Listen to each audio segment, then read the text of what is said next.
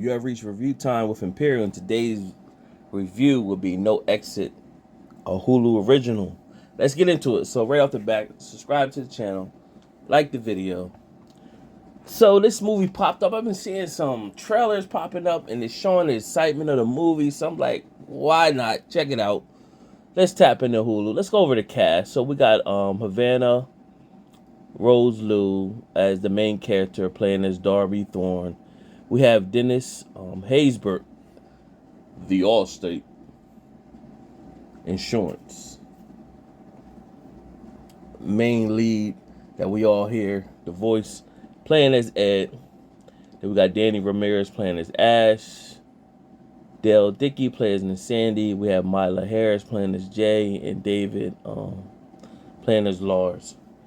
And so this movie is not much to it. It could have been so much more, but it wasn't. It's one of them fast movies. It's not real long. There's not much to it. So you got Darby, the main character. She's in rehab. She get a phone call in rehab saying her mother is had an aneurysm, brain aneurysm, and her sister is not really fooling with her. So somebody else called her. And so she's looking at, I got to get out of here. I got to go see my mom. And so she talked to the sister, and so the sister pretty much said, listen, mom is could die. And I'm not helping you to get out of rehab. So she's been a troubled child, or adult rather. So she makes the plan to escape. So she escapes the rehab she was at. She broke into somebody's car and hijacked the car. Meanwhile, while she's hijacking the car, her phone is going in and out of signal. A storm is coming. She ended up pulling over, this heavy storm. She passes out. Now, she got some drugs, so that's what she's in rehab for. She's recovering. And she was going to use it, but she didn't. And the cop pulled her over and pretty much told her, hey, you need to get off this road. This storm's going to get bad. Down the road, there's somebody's opening up for people who could get stranded. Go stay there until the storm passes over. Now, at this facility, I don't even know who's running this facility, because when you get there, there's not no head person there running it. However, you meet Ed and Sandy, who's there already, along with Ash and Lars. So at the moment, you think Lars is off to himself as a weirdo, Ash is off to himself, and then here comes Darby. So when Darby comes in, she parks the car that she hijacked, pulls in, and she comes into the facility. Everybody's greeting her. And she goes use the bathroom, and from there, she comes out and goes outside back to her car. And in the process of seeing that, she's seen somebody banging on a window in a van. And she was going to go try to attempt to let him out, but she didn't. So she goes back into the facility.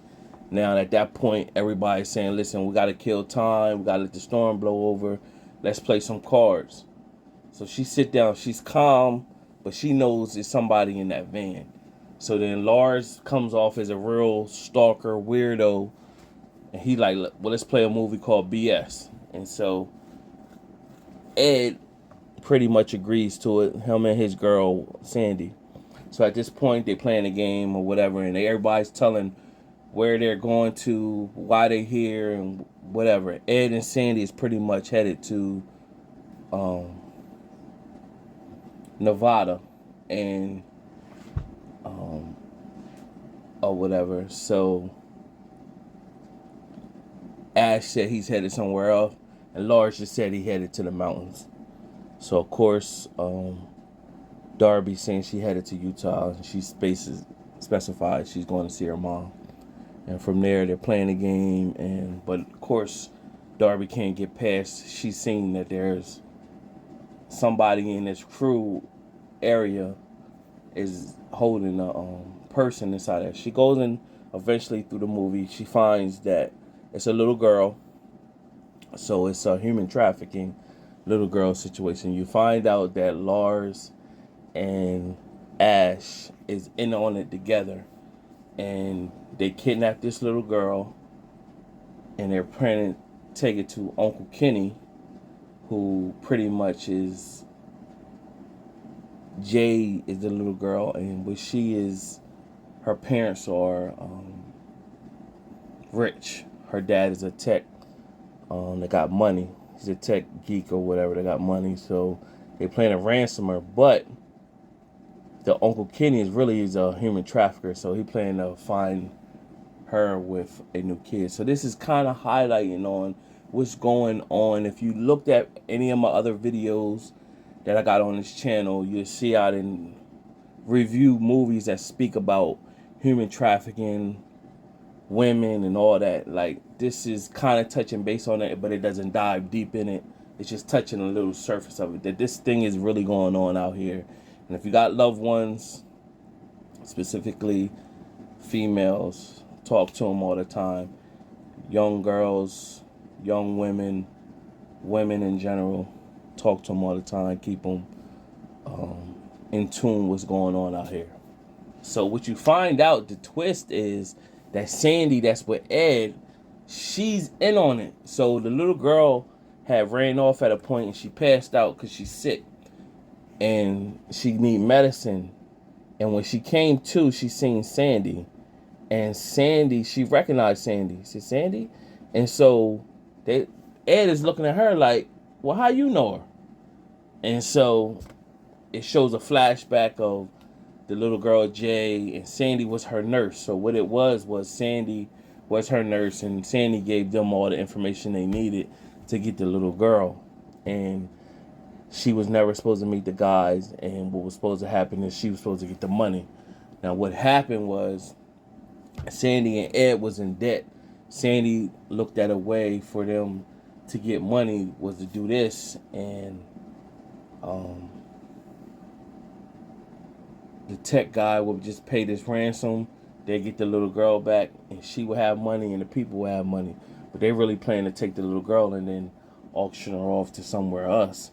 So that's another thing that's highlighting people that got big time money that have to be careful that people want your money, you know, and they looking at it a way of as a come up. So Ed looking at his Sandy like, wow. So nevertheless, one thing led to another throughout the course of the movie.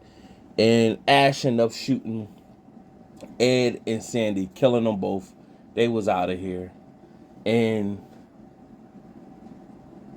what happened was the storm started to clear up. In between, Darby, she had sent out texts for emergency for the police.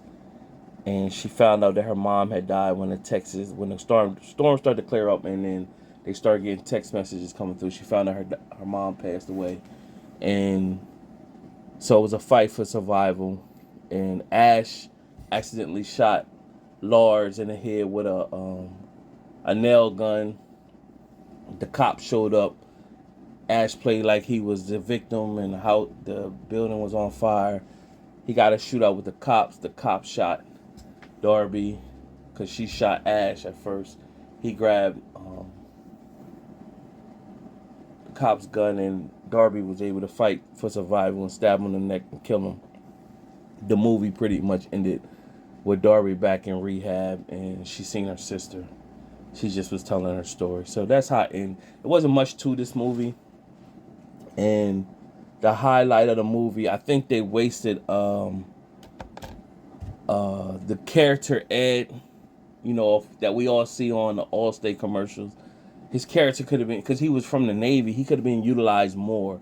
But they just threw this together. So because of that, and the storyline wasn't that good, and they could have utilized characters more, it could have been more to the story to make it better. I give this movie a 1.5 out of 4 stars. Storyline could have been better if they put more into it.